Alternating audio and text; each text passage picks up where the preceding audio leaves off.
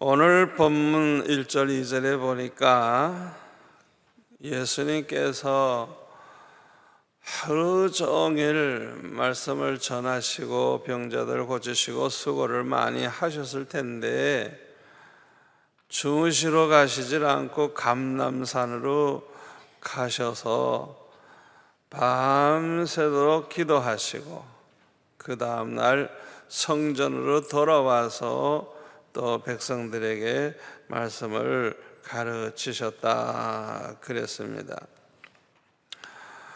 우리 예수님은 이렇게 하나님의 일을 하실 때에 기도하면서 하나님의 일을 하셨다는 것을 알 수가 있습니다. 왜 예수님이 이렇게 늘 기도를 하시면서 하나님의 일을 하셨을까요? 하나님의 일은 기도로 해야 하기 때문에 그래요. 아멘. 세상 일과 하나님의 일의 차이점이 그래요. 하나님의 일은 기도로 해야 하기 때문에 예수님이 우리에게 본을 보여주신 거예요. 너희들도 하나님의 일을 할 때에 나처럼 항상 기도하면서 해라.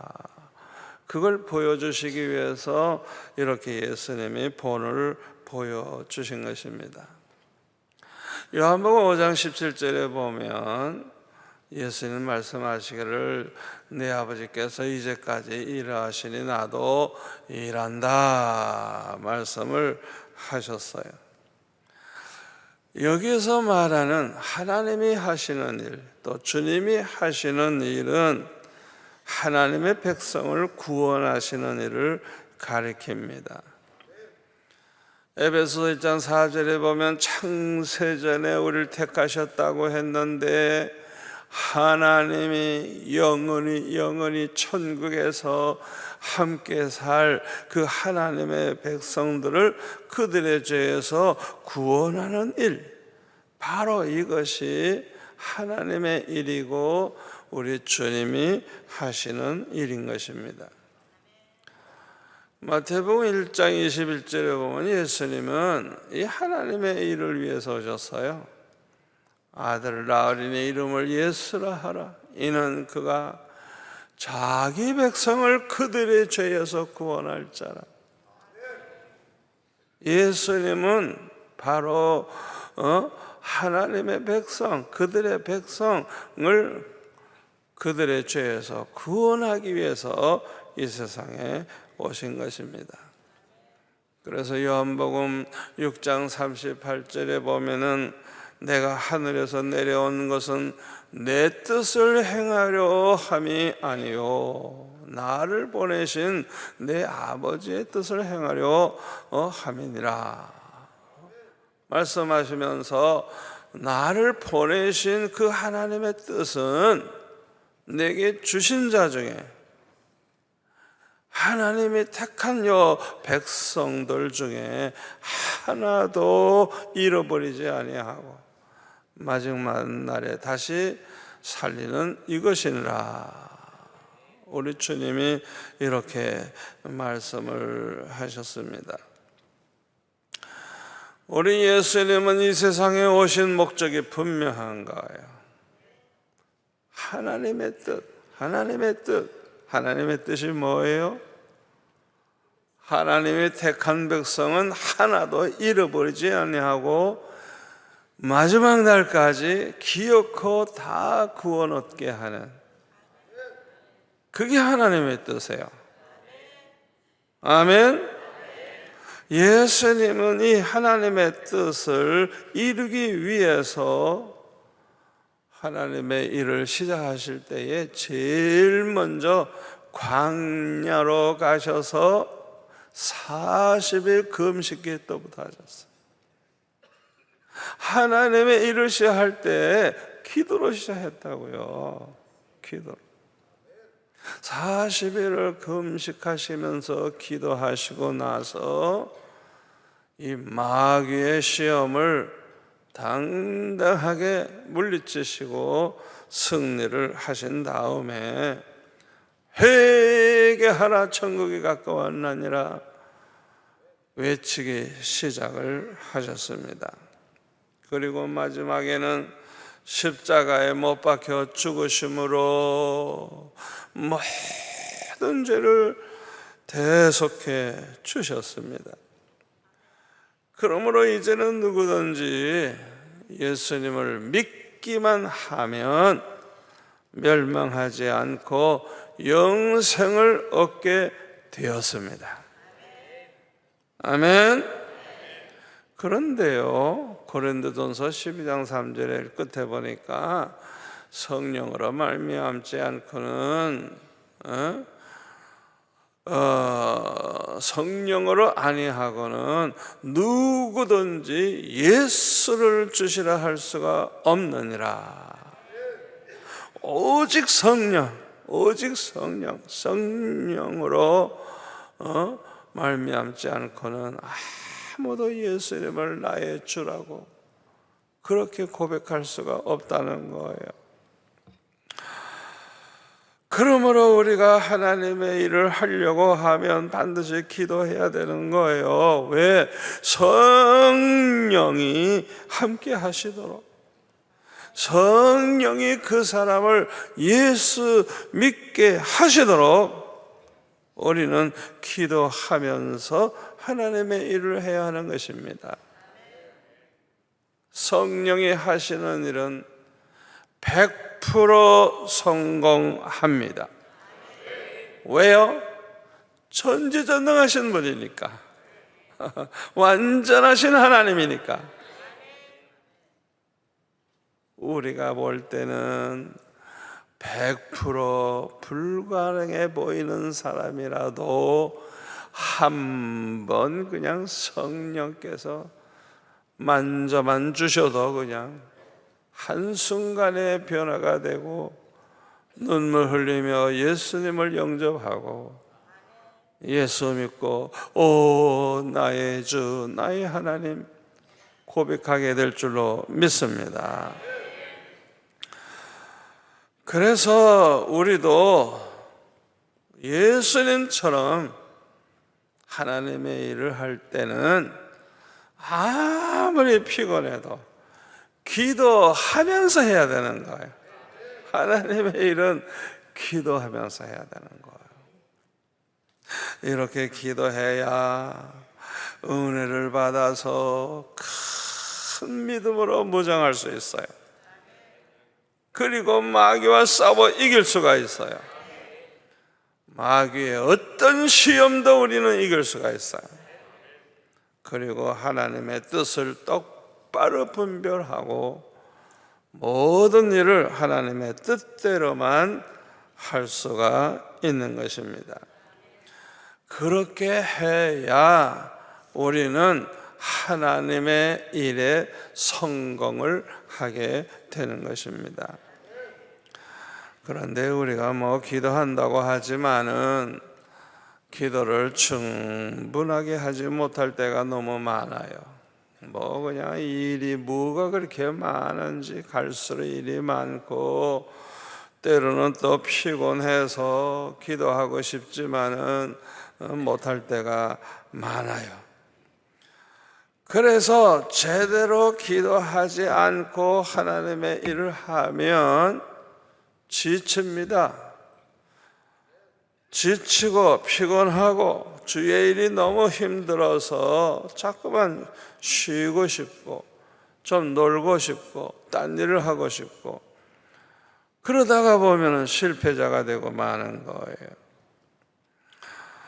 제가 82년도에 미국에 유학 갔을 때에 이 준비도 없이 그냥 갑자기 미국에 들어가서 그 미국 사람들 속에 들어가서 목사님들 속에서 이제 영어로만 강의 듣고 영어로만 말을 해야 되고 영어로 페이퍼를 써내야 되고 그러다가 보니까 늘 1시간 이상 기도하는 것이 아주 생활에 되어 있는데도 너무 공부에 시달리다가 보니까 영적으로 메마르기 시작을 하더라고요. 못 견디겠어요. 못 견디겠어요. 충분히 좀 기도해야 되는데 마음에 여유가 없는 거예요. 여유가 없는 거예요. 그래서 가만히 생각해 보니까 내가 이렇게 마음이 그냥 사막과 같이 메마르고 이렇게 심령이 이렇게 메마르면 공부하면 뭐하고 박사가 되면 뭐하겠어요. 그래서 저는 나는 박사는 안 돼도 좋고 나는 기도해야 살겠다. 나는 죽어도 이 나라 이 민족을 구원해야 될 그런 사명을 가지고 있는 목사인데 내가 이렇게 심령이 고갈이 되면 어떻게 하노? 이래가지고 조그마한 계집같이 생긴 그 아이들 노는 그런 집인데 그 속에 기어 들어가면 이제 천장에 머리가 닿아요. 그 속에 기어 들어가서 그냥 1시간이고 2시간이고 3시간이고 그냥 기도를 최우선시하는, 공부는 아주 둘째고 아주 내가 첫째로 내가 기도부터 충분히 해야 되겠다. 그 다음에 성경을 30분 이상 보고 그리고 나서 공부를 했어요. 그러니까 공부하는 시간이 좀 줄어들었지만은 날마다 그렇게 기도하다가 보니까 은혜를 주시는데 생수의 강이 흘러 넘치듯이 그냥 내 심령이 그냥 얼마나 기쁘고 얼마나 좋은지 답답한 마음 다 사라지고 참 하나님께서 지혜도 주시고 페퍼 쓰는 요령도 성령께서 가르쳐 주시고 그래가지고 더 쉽게 더 빨리 페퍼를 써냈어요. 그랬더니 이제는 다음 공부할 시간까지 이제 시간이 남는 거예요. 그때부터 하나님께서 여기저기 미국의 전국에서 초청을 받아가지고 부흥회를 인도하기 시작을 하는데 공부 마치고 돌아올 때까지 한 주간도 쉰 적이 없어요. 참 우리가 공부도 첫째가 기도구나. 아멘. 첫째가 기도야, 기도.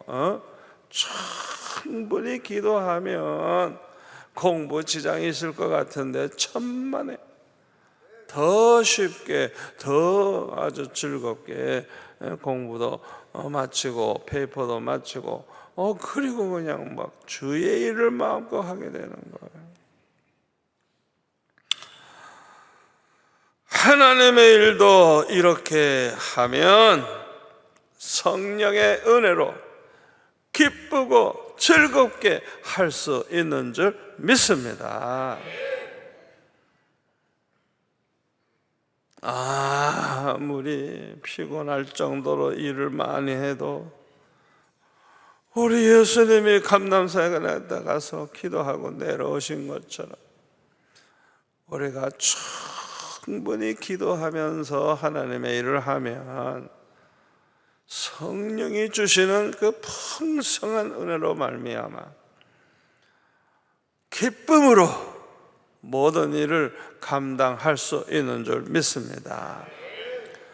그런데 오늘 본문에 보니까 예수님께서 감람산에서 돌아오셔가지고 이제 성전에서 말씀을 가르치고 계시는데 이 서기관들과 바리새인들이 간음하다가 붙잡힌 여인을 데리고 왔어요. 그래서 한다는 얘기가 5절에 보니까 모세는 율법에 이러한 여자를 돌로 치라 명하였거니와 선생님은 어떻게 말씀하시겠나이까 하면서 질문을 했어요. 여기 율법을 근거로 했는데 요거는 신명기 22장 23절 4절에 보면 처녀가 다른 남자와 약혼을 했는데 이 약혼 여가 그새 딴 남자하고 그렇게 동침을 했을 때는 그 남자와 그런 여자를 데려다가 돌로 쳐 죽이라고 하는 그런 말씀이 있습니다. 그래서 너희 가운데서 이런 악을 제하라, 그렇게 하나님께서 말씀하셨어요. 어떻게 보면 끔찍하죠. 가늠하다가 붙잡힌 사람을 돌로 쳐 죽이라고 하니까 이야, 이거 하나님이 너무 심하지 않는가 생각이 되는데, 목적은 다른 데 있는 거 아니에요.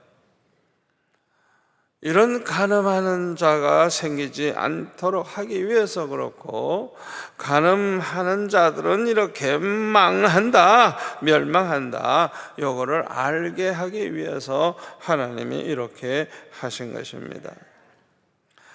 그러나 지금은 뭐 말할 것도 없고 옛날에도 간음하는 자가 얼마나 많았어요.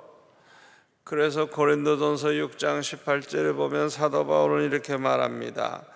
음행을 피하라. 이거는 결혼하지 아니한 다른 사람과 행하는 그런 간음죄들이에요. 음행을 피하라. 사람이 범하는 죄마다 몸 밖에 있거니와 음행하는 자는 자기 몸에 죄를 범하느니라.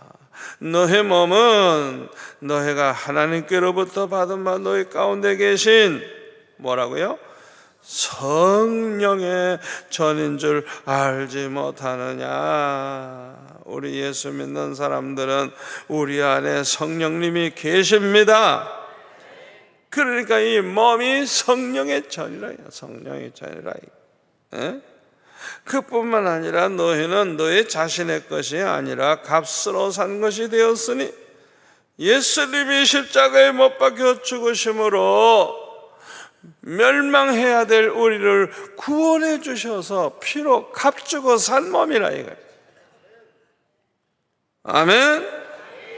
우리의 몸은 우리 게 아니고 주님의 것이에요. 우리는 이미 다 죄로 말미암아 죽어 없어졌어야 될 몸입니다. 우리 몸은 하나님의 것이고 주님의 것이기 때문에 우리는 이 몸으로 하나님께 영광을 돌려야 될 줄로 믿습니다. 마태복음 5장 28절에 보면 예수님은 이렇게까지 말씀하셨어요. 여자를 보고 마음에 음욕을 품는 자마다 마음에 이미 간음하였느니라. 그러니까 마음속으로 이렇게 상상만 해도, 마음에 음욕을 품기만 해도 이미 간음죄를 범했다는 거예요. 그리고 이 음행을 피하기 위해서 에베소서 5장 3절에 보니까 음행과 온갖 더러운 것과 탐욕은 그 이름조차도 부르지 말라. 그 단어까지도 아예 입에 담지도 말래요. 고린도전서 5장 9절에 보면 음행하는 자들을 사귀지도 말라 그래서 사귀지도 말라. 그런 인간 가까이 하지 말래요. 왜요? 그런 사람 가까이 하면 나도 모르는 사이에 똑같은 짓을 하게 되는 거예요.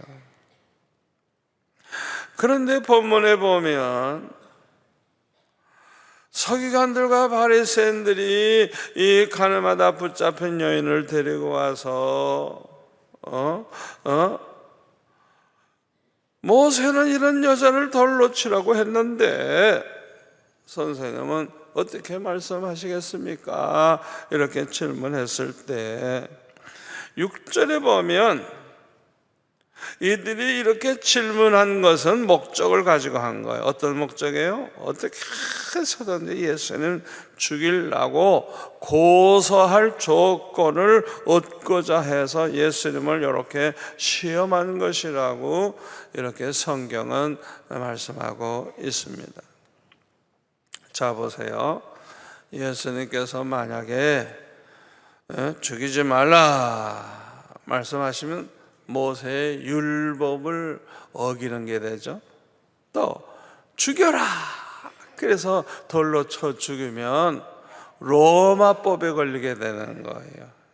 그 로마가 각 나라를 이제 점령해서 식민지로 만들었는데 그 나라마다 다 법이 있고 풍습이 있고 다 윤리도덕이 있으니까 모든 걸 자유롭게 하게 했어요. 그런데 사람 죽이는 것만 못하게 했어요. 그것만은 로마 정부의 허락 받고서야 되지, 사람 죽이는 것만은 마음대로 못하게 했어요. 그런데 모세의 율법에 의해서 그 여자를 죽이라고 하면 예수님은 살인죄를 범하게 돼가지고 로마법에 이제 걸려들게 되는 거예요. 자, 그러니까 돌로 쳐라 해도 걸리고 치지 말라 해도 걸리고 아주 그냥 꼼짝 못하도록 걸려들도록 아주 정말 간교한 그런 꾀를 내서 이런 질문을 한 것입니다. 그들은 이렇게 정말 뛰어난 지혜로 예수님을 시험했지만은 전지전능하신 하나님의 아들이신 예수님은 그들보다 더 높고 뛰어난 완전한 지혜를 가지고 계신 줄 믿습니다. 그러니까 그 어떤 시험도 다 이기셨어요. 저와 여러분도 성령 충만하면요, 그 성령이 주시는 지혜, 이게 완전한 지혜입니다. 아멘. 성령 충만한 자들에게 이 지혜를 주시는 하나님이에요. 잠언 2장 7절에 보면은 정직한 자를 위하여서 우리 하나님은 완전한 지혜를 예비하신다 그랬어요. 하나님 앞에 정직하게 진실하게 사는 사람들, 은혜 받은 성도들, 그들에게는 하나님이 완전한 지혜를 주신대요. 사도행전 6장 3절에 보면 예루살렘 교회가 어려운 문제를 해결하기 위해서 성령과 지혜가 완전하여 충만하여 칭찬 듣는 사람 7을 집사로 이제 택하게 된 것을 우리가 알죠? 그 결과 어떻게 됐어요? 이분들이 얼마나 지혜로운지 그 수천 명 수만 명 모이는 교회에 그 모든 문제를 잘 해결해 줄 뿐만 아니라 주의 종들이 마음껏 기도하고 말씀 준비할 수 있도록 해주니까 그냥 말씀의 능력이 나타나 가지고 예루살렘 교회가 크게 부흥한 것을 우리가 알 수가 있죠. 바로 이런 지혜, 이 성령 충만한 사람이 가지는 이런 지혜가 있는 사람은요, 아무리 어려운 일 맡겨도 어떻게 지혜가 있는지 쉽게 그냥 척척척척 그 일을 얼마나 잘 감당하는지 몰라요. 그뿐만 아니라 하나님의 뜻을 똑바로 분별해서 하나님의 뜻을 따라서 바르게 모든 걸 처리해요. 이거 굉장히 중요합니다. 그리고 이런 지혜가 있는 사람은요, 화평케 하면서 일을 해. 그분하고 일을 하면 군소리들이 없어. 그냥 밤낮 좋아서 깔깔깔대면서 그냥 얼마나 재미가 있고 그냥 하나가 돼서 아주 정말 기쁨으로 일을 할 수가 있게 됩니다. 또 이런 지혜가 있는 사람은요, 앞을 내다보고 미리 앞을 대비하면서 일을 해요. 10년, 20년 내다보고 일을 해요. 우리 교회 장로님들이 그러했어요. 우리 교회가 몇 년 됐는데 금방 출석 교인이 1000명 넘어가고 2000명 넘어가고 막 이러니까, 이야, 이렇게 부흥한다면 앞으로 몇만 명이 모일지 모르겠는데, 그러면 지금부터 준비해야 될 게 뭔가? 우리가 산에 올라가서 기도원에 가서 기도하고 의논을 한 결과, 땅부터 준비해 놔야 되겠다. 왜냐하면 나중에 땅을 준비하려고 그러면 땅값도 비싸고 땅이 또 있어야 되잖아요. 그때부터 그냥 미리 땅을 그냥 준비하기 위해서 옛날에 땅값 쌀 때 미리 준비를 하셔가지고, 하나님께서 그냥 얼마나 많은 축복을 주셨는지. 우리가 땅 장사해서 돈 번 적은 없어요. 땅을 사거나 팔거나 그런 적 없어요. 다만 교회가 계속 부흥하니까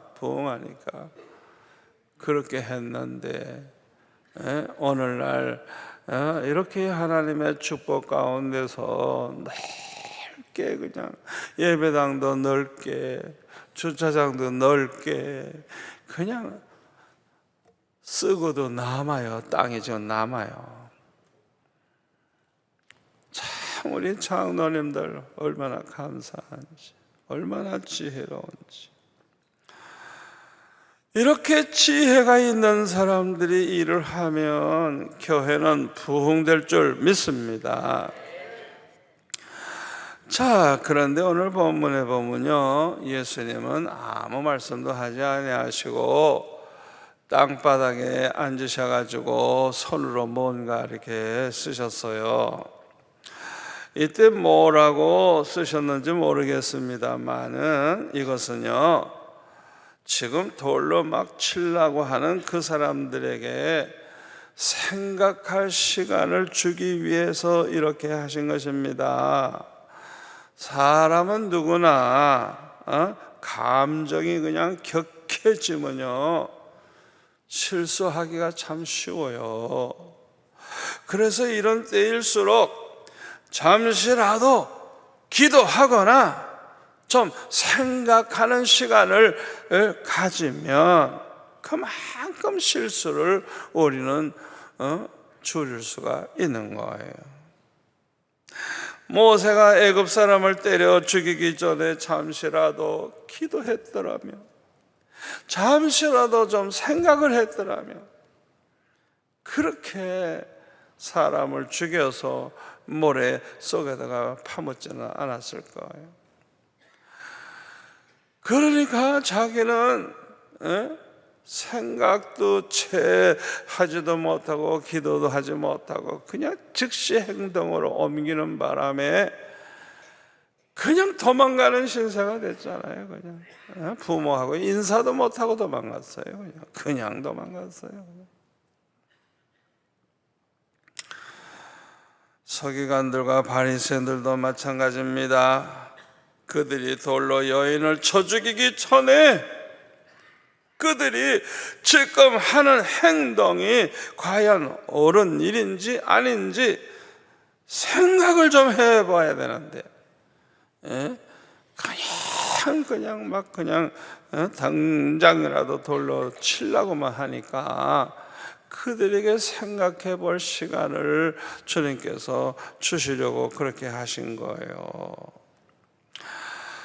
그래서 예수님은 말씀은 안 하시고 땅바닥에다가 손가락으로 뭐라고 이렇게 쓰고 계시는데 7절에 보니까 저희가 묻기를 맞이하는지라. 이에 예수님이 일어나셔서 너희 중에 죄 없는 자가 먼저 돌로 치라 말씀을 하셨어. 빨리 대답하라고 막 재촉을 하니까 예수님이 하신 말씀이 뭐냐? 너희 중에 죄 없는 자가 먼저 돌로 치라. 이 세상에 죄 없는 사람이 있어요? 로마서 3장 10절 의인은 없나니 하나도 없고.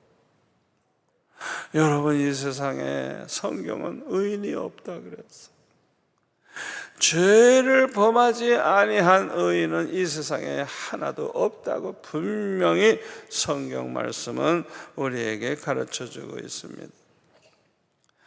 사람이 아무리 의로워 보여도 거룩해 보여도 죄 없는 자는 하나도 없는 것입니다. 양심이 바른 사람이라면 누구나 자신이 죄인임을 고백할 수밖에 없는 줄 믿습니다. 여러분, 사도 바울이 얼마나 훌륭한 사람이에요. 주님 만난 사람이에요. 성령 충만해가지고 완전히 주님을 위해서 헌신한 사람이에요. 사도 바울의 서신을 보면 나는 죄인 중에 괴수라고. 괴수. 죄인 중에도 괴수라고. 이 말이 무슨 말인 줄 압니까? 이 세상에 있는 어떤 죄인도 나보다 더 큰 죄인은 없다 이거예요. 내가 아주 괴수라 이거예요. 내가 제일 죄가 많은 인간이다. 사도 바울이 고백한 말입니다. 이것은 은혜를 충만히 받은 사람의 고백이고 진실하고 겸손한 사람의 고백인 줄 믿습니다. 그런데 오늘날 이 세상에는요, 자신의 죄는 생각하지 않고 함부로 그냥 남을 비난하고 정죄하고 죽일 놈이라고 그러고 떠드는 사람들이 너무나도 많아요.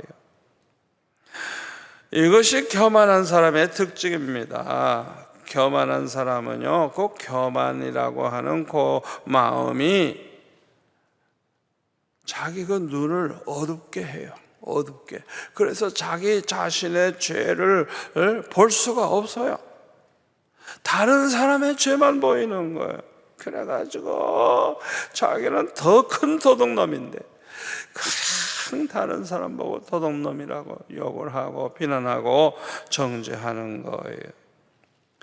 이런 사람은 회개하기 어려워요. 왜? 자기 자신의 죄를 보지 못하니까. 그래서 멸망의 길로 갈 수밖에 없는 것입니다. 야고보서 4장 11절에 보면 아주 중요한 말씀이 있습니다. 우리 한번 같이 읽을까요? 형제들아 서로 비방하지 말라. 형제를 비방하는 자나 형제를 판단하는 자는 곧 율법을 비방하고 율법을 판단하는 것이라. 네가 만일 율법을 판단하면 율법의 준행자가 아니요 재판관이로다. 입법자와 재판관은 오직 한 분 하나님이시니 능히 구원하기도 하시며 멸하기도 하시느니라. 너는 도대체 누구이기에 이웃을 판단하느냐. 참 중요한 말씀이에요. 아니, 우리 같은 죄인들이 어떻게 재판관 노릇 하나님만이 할 수 있는 일은 그런 일을 하느냐. 아마 이 말씀은 우리 한국 사람 다 들어야 될 거예요. 우리 정치가들도 듣고 다 들어야 돼요. 자기가 얼마나 못된 짓을 한 건 생각 안 하고 그냥 남의 죄만 들춰내가지고 그냥 괴롭히는 거. 이게 얼마나 잘못됐습니까? 마태복음 7장 1절 2절에 보면은 예수님은 이렇게 말씀하셨습니다. 비판을 받지 아니하려거든 비판하지 말라. 너희가 비판하는 그 비판으로 너희가 비판을 받을 것이요. 아멘. 남의 눈에 티만 보고 자기 속에 있는 들보는 깨닫지 못하는 이 어리석은 자들을 향해서 주님이 말씀하셨어요. 주님 외에는 누구도 다른 사람을 판단하거나 비판할 수 없습니다. 왜요? 똑같은 죄인이니까. 아멘. 우리 수영로교 교인들은 절대로 다른 사람을 비방하거나 비판하거나 판단하거나 함부로 그러지 마세요. 왜? 자신을 좀 생각해 보라고. 자기 자신이 얼마나 죄가 많으냐. 주님밖에는 절대로 남을 판단할 자격이 없어. 갈라디아서 6장 1절에 보면 형제들아, 사람이 만일 무슨 범죄한 일이 드러나거든 신령한 너희는 온유한 심령으로 그러한 자를 바로잡고 내 자신을 돌아보아 너도 시험을 받을까 두려워하라. 누가 범죄한 일을 알게 됐어요. 나팔 불지 말라는 거예요. 떠들지 말라는 거예요. 온유한 심정으로 조용히 그 사람을 바로잡고 그 다음엔 자기 자신을 돌아보아서 우리 자신도 똑같이 그런 죄를 범하기 쉬우니까 그런 시험을 받지 않도록 두려워해라. 그렇게 말씀하고 있어요. 이 말씀 마음에 우리가 새기고 살아야 할 줄로 믿습니다. 그런데 오늘 본문에 보면은 참 놀라운 일이 일어나서요. 예수님께서 너희 중에 죄 없는 자가 먼저 돌로 치라 말씀하시고 또다시 땅바닥에다가 손가락으로 뭔가 쓰고 계셨어요. 그런데 그 사람들이 슬그머니 돌을 내려놓고 물러가기 시작하는 거예요. 어른부터 아이들까지 그냥 다 하나둘씩 물러가는 거예요. 얼마 후에 너무나도 조용해서 살펴보니까 오직 예수님과 이 여인만 남아 있었어요. 본문 9절에 보니까 그들이 말씀을 듣고 뭐라고요? 양심의 가책을 느껴 어른으로 시작하여 젊은이까지 하나씩 나가고 오직 예수와 그 가운데 섰는 여자만 남았더라 그랬어요. 여기서 우리는 양심의 힘이 얼마나 큰가를 알게 됩니다. 아무리 약하고 완악한 사람이라도 그들을 두렵게 하는 양심의 소리가 있었던 것입니다. 우리 인간이 타락을 했어도 하나님께서 우리 마음속에 양심을 남겨두셨어요. 그래서 아직도 법이라는 게 있고 질서가 있는 것입니다. 짐승들은 본능대로 살아요. 그런데 요새 우리 인간들도 짐승 비슷해져 가지고요 본능대로 행하는 사람이 점점 많아집니다. 여러분, 본능대로 살면요 그 결과는 아주 비참합니다. 이 솔로몬이 전도서 2장에 보면요 자기 본능대로 자꾸만 그냥 그 육체의 그 쾌락을 추구하는 그런 본능대로 자꾸만 따라서 했어요. 그냥 별별 짓을 다 했어요. 그 결과가 뭔지 압니까? 헛되고 헛되니 모든 것이 헛되도다. 그저 그 소리밖에는 그저 할 소리가 없었고 자기가 살아있는 것조차 괴로워서 빨리 죽기를 바라는 그런 인생이 되고 말았어요. 왜 그렇게 됐을까요? 그렇게 살다가 보니까요, 첫째는 많은 사람을 불행하게 만들었어요. 무엇보다도 1000명이나 되는 여자를 데리고 살았으니까 그 여자들처럼 불행한 여자가 세상에 어디 있겠어. 자기 남편을 말이죠, 3년에 한 번 만날까 말까. 그것도 그냥 임금님의 딸이고 부잣집 딸이고 그냥 다 예쁘고 그냥 잘 먹어서 그냥 얼마나 아름다운 모습으로 살았겠어. 그런데 글쎄 남편 만나면 3년 걸리죠. 그래가지고 또 생겨난 그 애들이 아마 몇백 명, 몇천 명 됐을지도 몰라. 아니 자기 아버지한테 가서 말 한마디 할 기회가 없고 같이 놀 기회도 없고. 세상에 이런 비극이 어디 있어요? 솔로몬은 좋았을지 모르지만 얼마나 많은 사람을 불행하게 하는 겁니까? 두 번째로 그렇게 살다가 보니까 나라가 망하는 길로 이제 들어서는 거예요.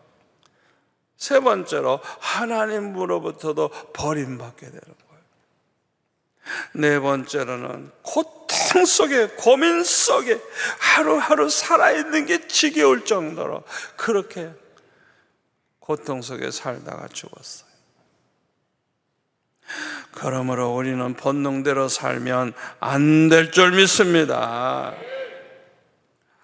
여러분이 육신의 향락을 따라서 살면요 다 타락하게 돼 있어요. 그래서 우리는 스스로 절제할 줄 알아야 돼요. 하고 싶어도 해서는 안 되면 안 해야 돼요. 먹고 싶어도 먹어서는 안 될 때는 안 먹어야 돼요. 내가 아무리 보고 싶어도 보아서는 안 된다면 안 봐야 돼요. 가지고 싶어도 가져서는 안 된다고 하면 갖지 말아야 돼요. 이것이 짐승과 사람의 차이점이에요. 이 양심이라고 하는 것은 마음에 새겨진 율법이라고 할 수 있습니다. 또 우리 마음속에 들려오는 하나님의 음성이라고 또 말할 수 있습니다. 그래서 사람은요 바르게 살면 마음이 편안하고 행복해요. 그런데 바르게 살지 않으면요 이상해요. 마음이 평안하지 않아요. 그리고 두려움이 많고 불안함이 많고 걱정이 많아져요. 이런 문제를 해결하는 길은 우리가 하나님 앞에 나와서 모든 죄를 철저하게 회개하는 길밖에 없는 줄로 믿습니다. 하나님 앞에 나와 회개하면 누가복음 15장 7절에 보니까 회개할 것 없는 의인 99을 인해서 기뻐하는 것보다 더 기뻐하신대요. 여러분 회개하는 걸 우리 하나님이 그렇게 기뻐하신다는 걸 아시고 날마다 회개하시기 바랍니다. 자주 하시기 바랍니다. 회개하면요 무조건 용서하세요. 무조건. 또 기억도 안 하셔. 회개한 사람의 죄는 과거의 그 5만 가지 죄 하나님은 기억도 안 하시고 또 기록이 되는 거 다 도말해 버린대요. 그냥 아예 그냥 하나도 하나님은 그거 가지고 따지지 않는다는 거예요. 그뿐인 줄 압니까? 죄를 범할 때 얼마나 얻어 터지고 많은 거 잃어버렸어요. 회개하면 상처 다 싸매 주시고요, 죄 가운데 있을 때 잃어버린 거 다 회복시켜 주신다고 그랬어요. 요엘서 2장 25절에 보니까 내가 전에 너에게 보낸 큰 군대 곧 메뚜기와 느치와 황충과 밭종이가 먹은 횟수대로 너에게 갚아주리니. 할렐루야.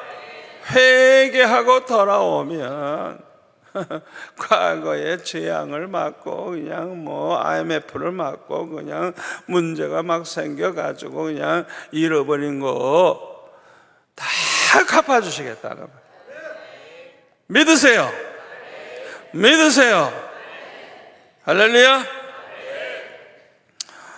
요한일서 1장 9절에 보면 만일 우리가 우리를 자백하면 그는 미쁘시고 의로우사 우리 죄를 사하시며 우리를 모든 불의에서 깨끗하게 하실 것이요. 죄는 오직 우리 주님만이 씻어 주실 수가 있습니다.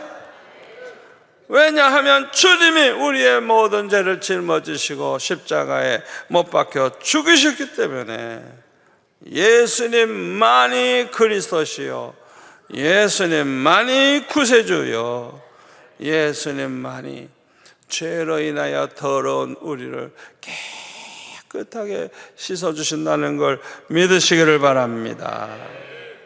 마가복음 2장 17절에 보면 예수는 말씀하시기를 건강한 자에게는 의사가 쓸데없고 병든 자에게야 쓸데있느니라. 다 같이요. 나는 의인을 부르러 온 것이 아니요 죄인을 부르러 왔노라. 할렐루야. 할렐루야.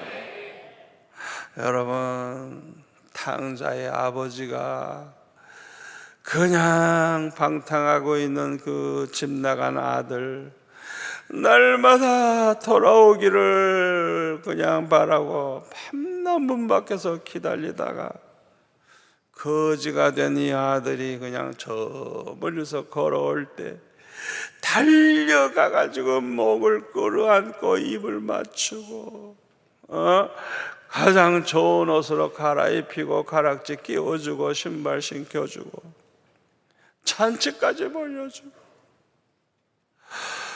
우리 하나님은 이렇게 좋으신 하나님입니다. 아멘.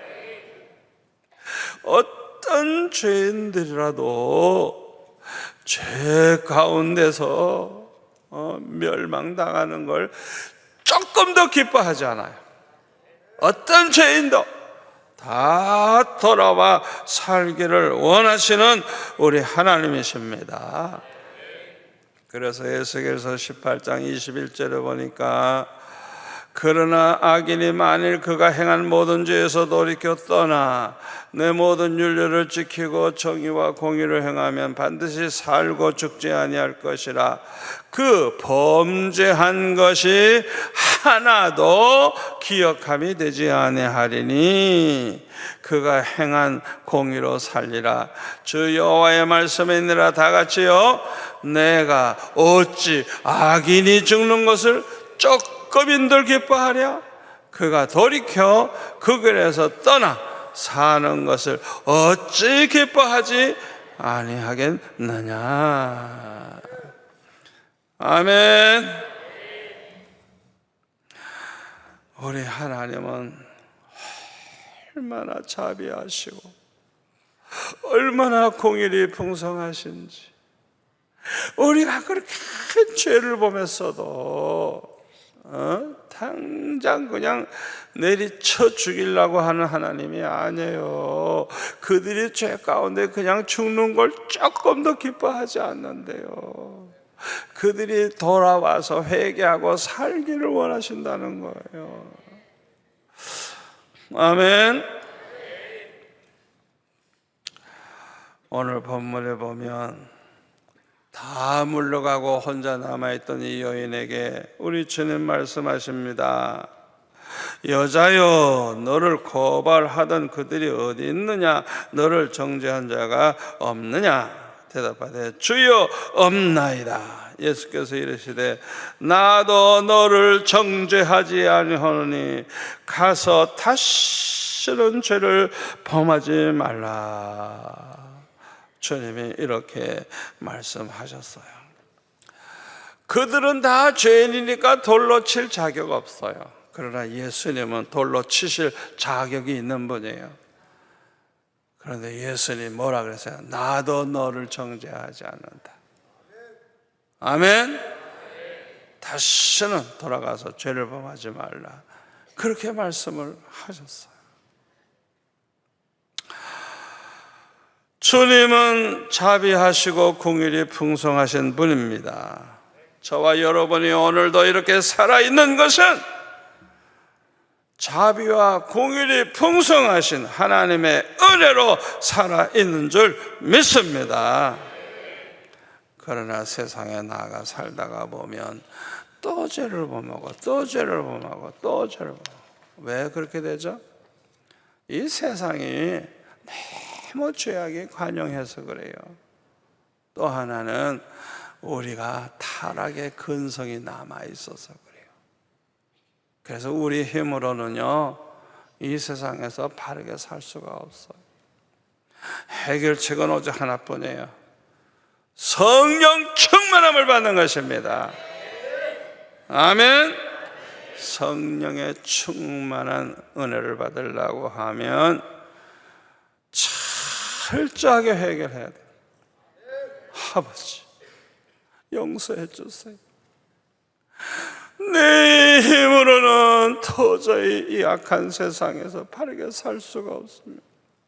내가 또 세상에 나가면 나는 또 넘어질 수밖에 없습니다. 내 힘으로는 안 됩니다. 날 살려주세요.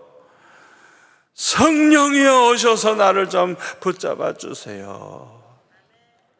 회개하면서 부르짖으면 용서만 해주시지 않고 성령의 선물을 주셔서 능히 세상을 이기고 죄악을 끊어버리고 거룩하게 살아가게 하실 줄 믿습니다. 기도하겠습니다. 아버지 하나님, 감사합니다. 오늘 주신 말씀이 우리에게 평생의 복이 될 줄로 믿습니다. 자비와 긍휼이 풍성하신 그 하나님 기억하고 절대로 자포자기하거나 스스로 정죄하고 망하는 길 가지 않게 하시고 주님 앞에 돌아오기만 하면 사는 길이 열리는 줄 믿고 항상 주님께 돌아오며 주님을 떠나지 않는 저희들 다 되게 하여 주옵소서. 성령 충만하기를 원합니다. 우리 힘으로는 해결이 안 되지만은 성령 충만함을 받으면 믿음도 충만하고 능력도 충만하고 마귀와 세상을 이길 줄 믿습니다. 예수님의 이름으로 기도하옵나이다. 아멘.